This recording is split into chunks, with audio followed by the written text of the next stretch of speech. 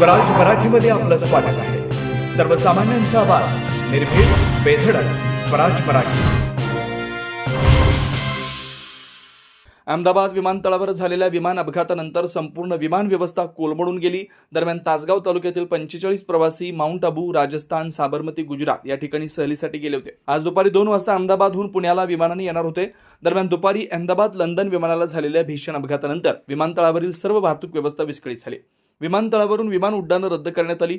तासगाव तालुक्यातील प्रवासी अहमदाबाद विमानतळावर अडकून पडल्याची माहिती नातेवाईकांनी दिली. तासगाव कवठेमहांकाळ विधानसभा मतदारसंघाचे आमदार रोहित आर पाटील यांना तासगावमधील प्रवासी अहमदाबाद विमानतळावर अडकल्याची माहिती मिळताच त्यांनी थेट प्रवाशांशी संपर्क साधून त्यांना दिलासा देत त्यांना अहमदाबादहून थेट तासगावपर्यंत सुखरूप आणण्याची व्यवस्था केली आहे. अहमदाबाद येथील विमान अपघातानंतर धुराचे लोट व विमानतळावर झालेली गडबड पाहून तासगावमधील प्रवासी धास्तावले होते. सदर प्रवाशांना आमदार रोहित पाटील यांनी दिलासा दिला. त्यांना सुखरूप तासगावपर्यंत आणण्याची जबाबदारी घेतली.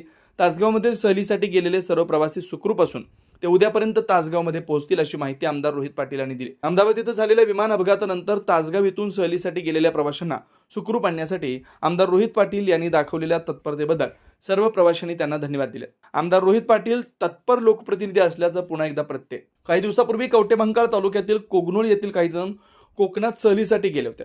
त्यावेळी त्यांच्यावर असाच अडचणींचा प्रसंग आला होता.